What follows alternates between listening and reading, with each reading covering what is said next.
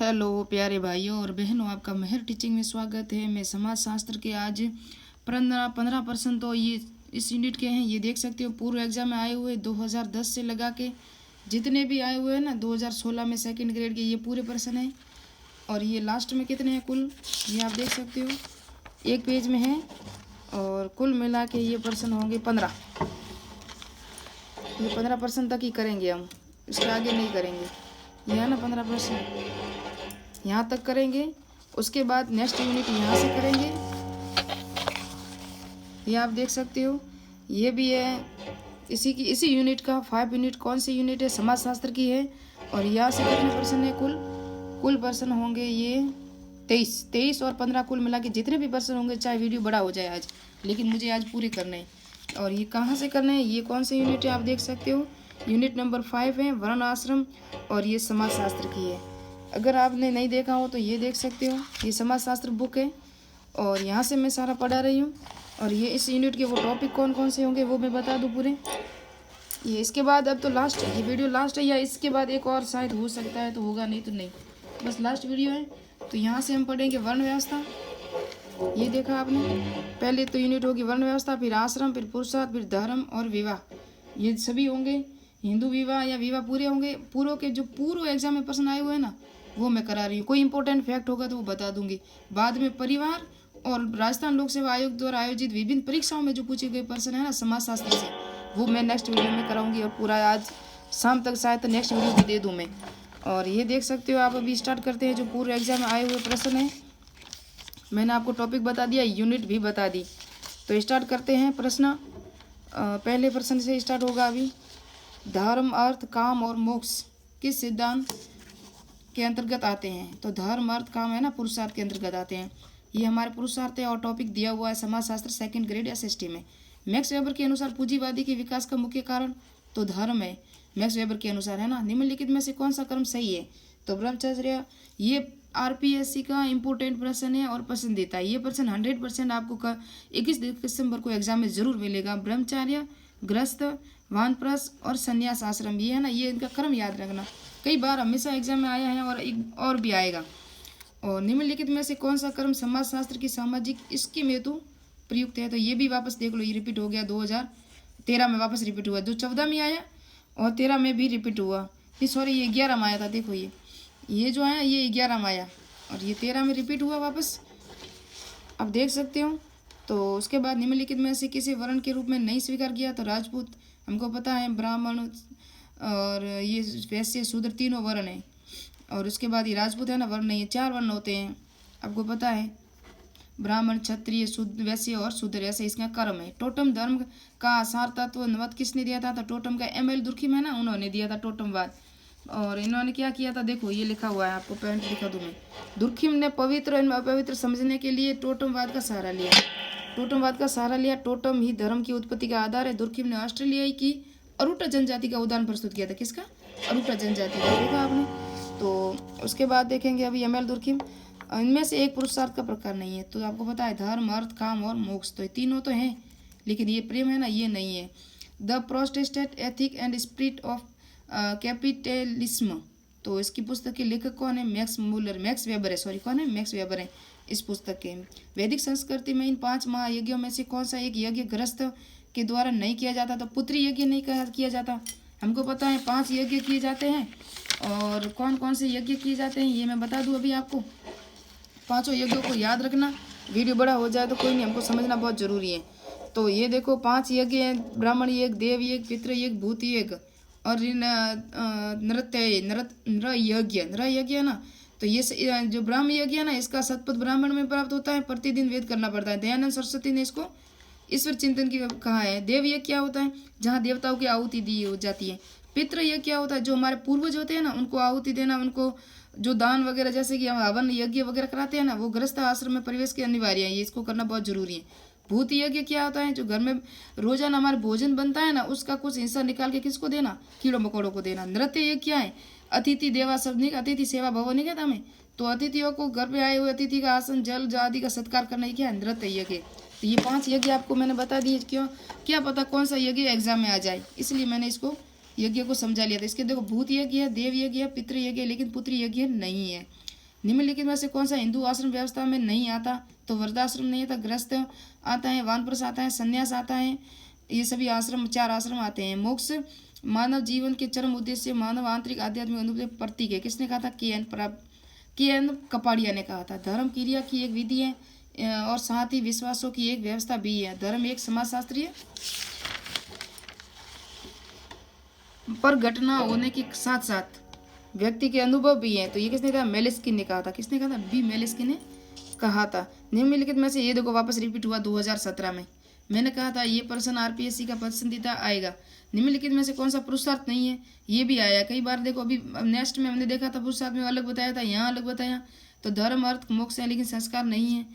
उत्तर वैदिक काल में भारत की वर्ण व्यवस्था का आधार क्या था? तो गुण था। और वैदिक काल में क्या था? कर्म के आधारित भी क्या थी? कर्म के आधारित क्या थी? वर्ण व्यवस्था। लेकिन ये उत्तर वैदिक काल में गुण के आधारित हो गई। वैदिक काल, उत्तर वैदिक काल दोनों में अगर देखोगे तो कुछ इंपॉर्टेंट तथ्य ज़्यादा बड़ा नहीं है। बस हम नेक्स्ट देखते हैं। ये तो प्रश्न अगर 29 जनवरी का होगा एग्जाम, तो नेक्स्ट में देखेंगे जो पूर्व एग्जाम में आए हुए प्रश्न है ना, हम वही करेंगे, क्योंकि हमको वही करना है, इसके आगे नहीं करना। ये देख सकते हो आप अभी। और यहाँ से प्रश्न कौन कौन से आए हैं? तो भारत में घरेलू हिंसा विरुद्ध अधिनियम किस वर्ष पारित हुआ? 2005 में, है ना। हिंदू विवाह व्यवस्था में जब आभूषणों को संशोधित कर कन्या का दान समारोह समर्पण जो उपयुक्त वर्ग को किया जाता है, विवाह का कौन सा प्रकार है? ब्रह्म विवाह में जो लड़की होती है उनको आभूषणों सहित सजा के उनको दिया जाता है, खाद्य भेज दिया जाता है उनके साथ। तो ब्रह्मा विवाह में। निम्नलिखित में से हिंदू विवाह के किस स्वरूप में कन्यादान का संस्कार नहीं है? तो गंधर्व विवाह है, ये प्रेम विवाह है, इसके अंदर कन्या विवाह दान नहीं होता। हिंदू एक्ट, मैरिज एक्ट किस साल लागू हुआ था? ये 1955 में हुआ था, है ना। प्रेम विवाह का परंपरागत नाम क्या है? तो गंधर्व विवाह है। क्या है? गंधर्व विवाह।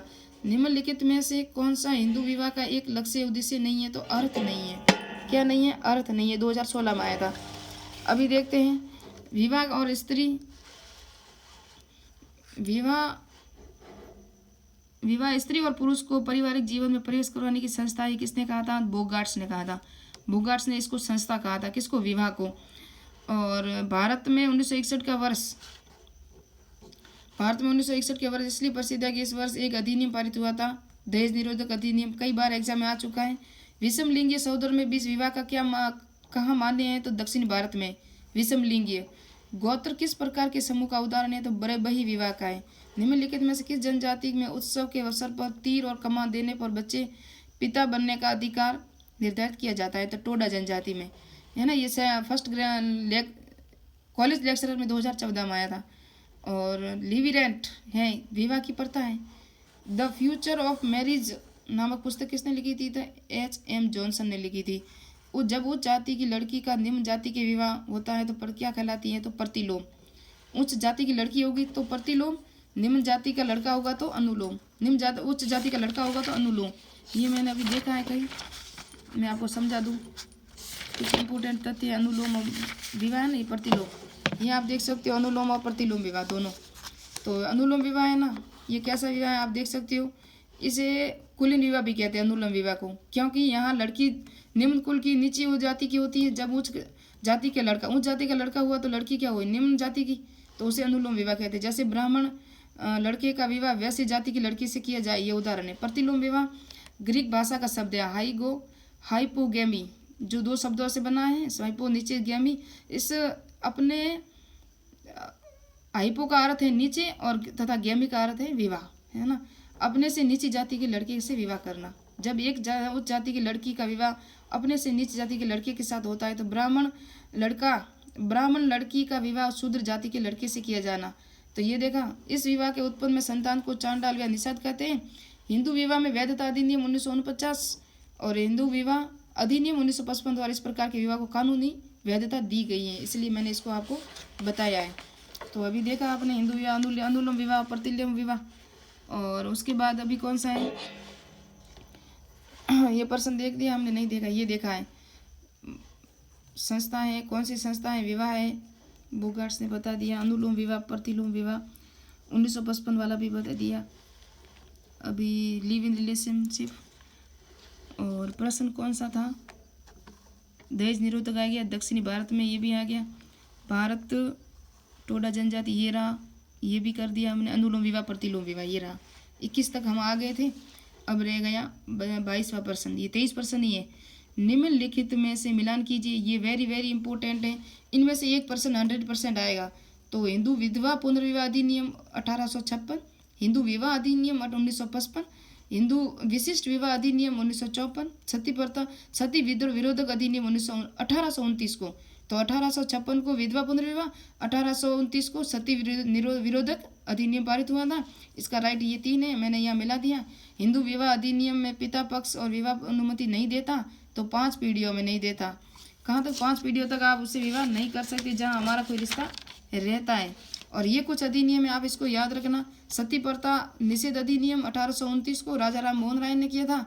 और विधवा पुनर्विवाह अधिनियम 1856 ईश्वर चंद विद्यासागर द्वारा। बाल विवाह विरोधक अधिनियम 1929 को हरविलास शारदा ने दिया। शरीयत अधिनियम 1937 को, ये इस्लाम में है। हिंदू स्त्रियों का संपत्ति का अधिकार अधिनियम 1937। ये जो परीक्षा में आए हुए ना वही मैं सब बता रही, वही छांटे हैं मैंने। पृथक आवास गुजारा भत्ता, ये अभी शायद RS परी में भी आया था 1946 में। और यह आया था अस्पृश्यता अपराध अधिनियम 1955, हिंदू विवाह अधिनियम 1955, हिंदू उत्तराधिकार अधिनियम 1956, हिंदू बाल नाबालिग संरक्षण अधिनियम 1956, हिंदू दत्तक ग्रहण भरण पोषण अधिनियम 1956, स्त्रियों और कन्याओं के अनैतिक व्यापार निरोधक अधिनियम 1956, दहेज निरोधक अधिनियम 1961 और राजस्थान में सती प्रथा निषेध अधिनियम 1987 को। तो ये इंपॉर्टेंट तथ्य थे वो दे दिए। अभी लास्ट वीडियो एक आएगा, शायद बड़ा हो जाए छोटा, लेकिन पूरा कर लेंगे। तो मिलते हैं नेक्स्ट वीडियो में। और इसी तरह